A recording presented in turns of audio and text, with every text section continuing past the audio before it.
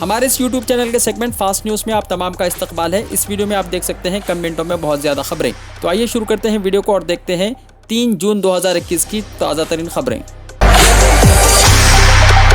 3 جون یہ وہ دن ہے جب ہندوستان اور پاکستان کو تقسیم کرنے کا اعلان کیا گیا۔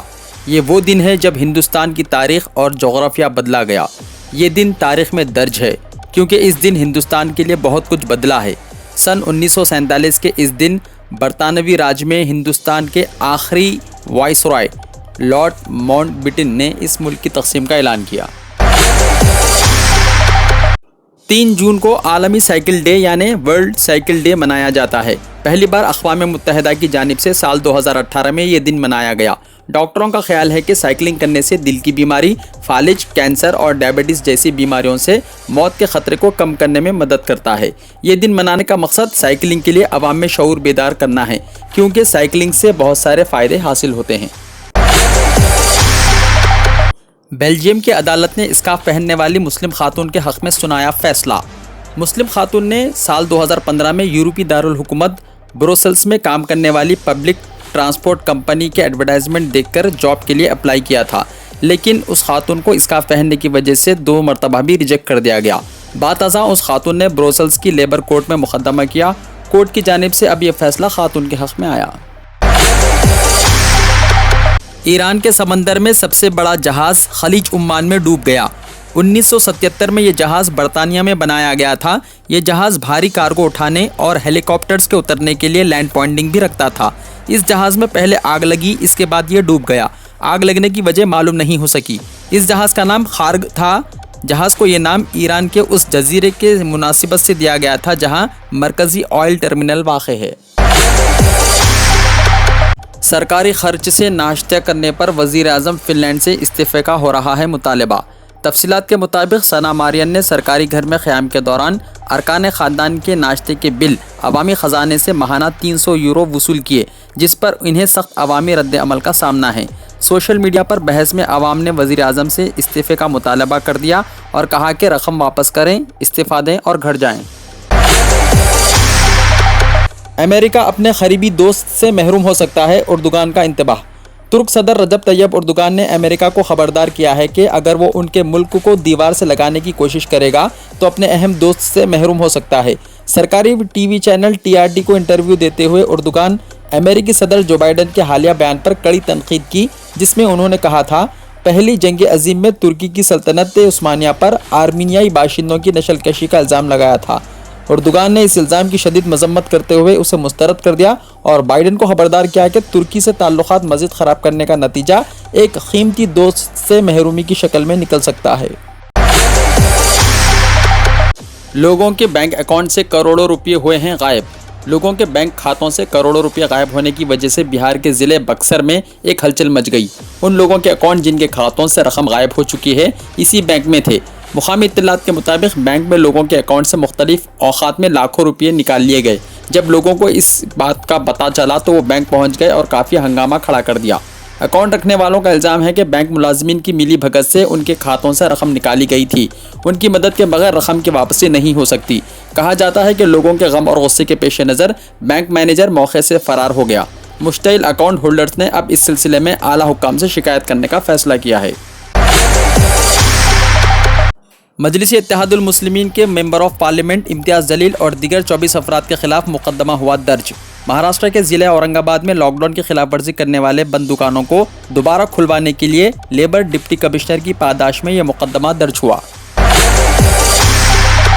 سلنڈر دھماکے سے عمارت منہدم، 8 لوگ ہوئے ہلاک۔ اتر پردیش کے گونڈا میں ایک پکوان گیس سلنڈر کے دھماکے سے ایک 2 منزلہ عمارت منہدم ہو گئی، جس سے 3 بچوں کے بشمول 8 افراد ہلاک اور 7 دیگر بری طرح زخمی ہوئے۔ یہ حادثہ ٹگڑی گاؤں میں پنگل کی رات پیش آیا۔ اتر پردیش کے چیف منسٹر آدتیہ ناتھ نے ان ہلاکتوں پر صدمے کا اظہار کیا اور عہدیداروں کو ہدایت دی کہ وہ زخمیوں کو بہتر علاج فراہم کریں۔ مہلوکین کی شناخت نور الحسن کے بیٹے 23 سالہ شمشاد، 11 سالہ معراج، 35 سالہ نثار احمد، 38 سالہ روبینہ بانو نثار کی اہلیہ، 37 سالہ سائر النساء، دختر 12 سالہ نوری صبا، فرزند 15 سالہ شہباز احمد کے علاوہ عارف شیخ کے 2 سالہ فرزند محمد شعیب کی حیثیت سے ہوئی۔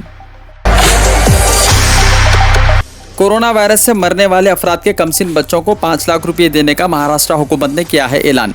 हुकूमत ने कहा कि रियासत में कोरोना इन्फेक्शन की वजह से अपने वालिदैन को खोने वाले हर बच्चे के बैंक अकाउंट में 5 लाख रुपये जमा करवाए जाएंगे। ये रकम यतीम बच्चों को 21 साल की उम्र पूरी करने के बाद दी जाएगी। ताहम इस रकम से हासिल करदा सूद बच्चों की परवरिश के लिए इस्तेमाल किया जा सकता है। उन बच्चों के लिए भी हुकूमत ने एक अहम ऐलान किया है जिसके वालिदा या वालिद की मौत कोरोना इन्फेक्शन के सबब हुई है। ऐसे बच्चों के खाते में हर महीना 2500 रुपये हुकूमत जमा करवाएगी। 5G पर जूही चावला की दरख्वास्त पब्लिसिटी के लिए दायर की गई है। दिल्ली हाई कोर्ट ने कहा, अदालत ने कहा कि टेक्नोलॉजी के बारे में अपनी तशवीश के बारे में जूही चावला हुकूमत से नुमाइंदगी किए बगैर दरख्वास्त दाखिल की है। अदालत ने कहा, जूही चावला और दीगर अफराद को पहले हुकूमत से रुजू होना चाहिए था। अगर वो इनकार करती तो इन्हें अदालत आना चाहिए था। अदालत ने मुख्तलिफ फरीक़ों के दलाइल सुनने के बाद दरख्वास्त पर अपना फैसला महफूज किया। अदालत ने यह भी सवाल किया कि क्योंकि दरख्वास्त में 33 फरीक़ों को शामिल किया गया है, कानून में इसकी इजाज़त नहीं है। वैक्सीन की खरीदी का रिकॉर्ड पेश किया जाए, सुप्रीम कोर्ट ने मरकज़ से कहा।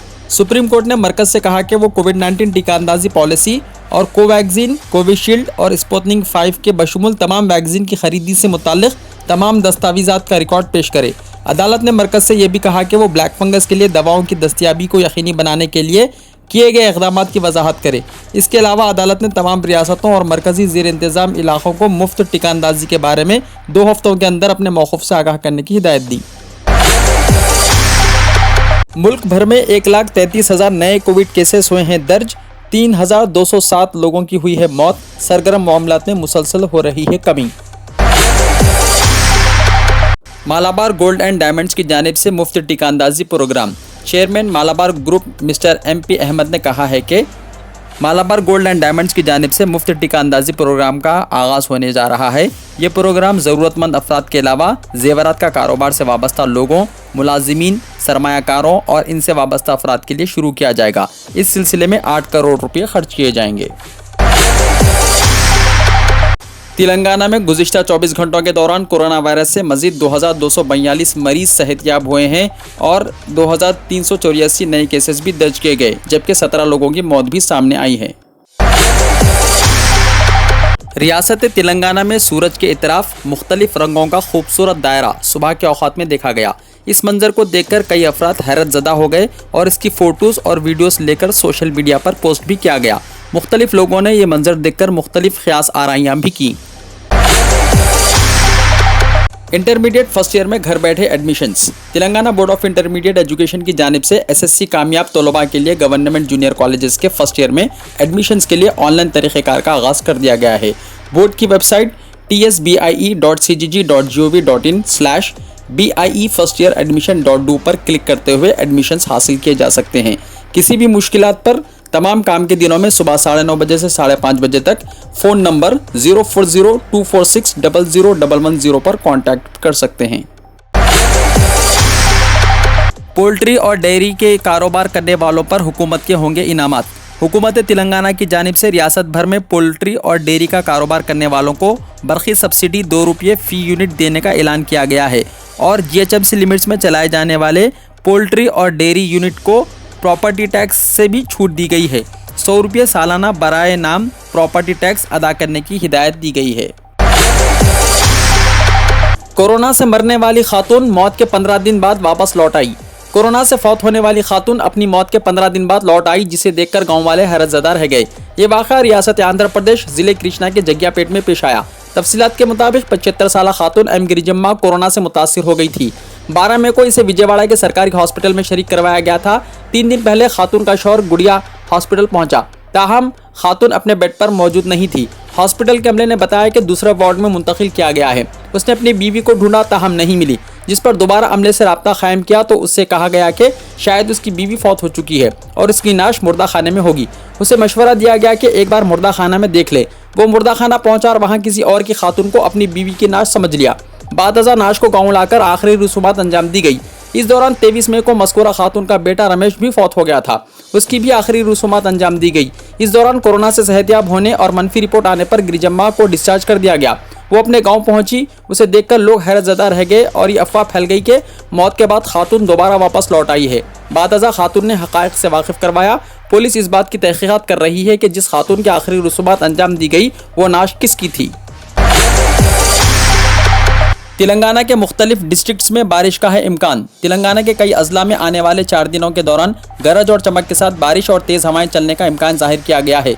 महकमे मौसमियात की जानिब से जारी करदा बुलेटिन में बताया गया कि 3, 4, 5 और 6 जून को अजला निज़ामाबाद, पेद्दापल्ली, भादाद्री, कोत्तागुड़म, यादाद्री, रंगारेड्डी, विकाराबाद, संगारेड्डी, मेदक, करीमनगर, महबूबनगर, नागर कर्नूल, वनपत्री, नारायणपेट, जगतियाल, सिद्दीपेट, सूर्यापेट, निर्मल वगैरह में गरज और चमक के साथ बारिश होगी और मुख्तलिफ अजला में 3 से 40 किलोमीटर फी घंटे की रफ्तार से तेज़ हवाएं चलने की भी पेशकशी की गई है।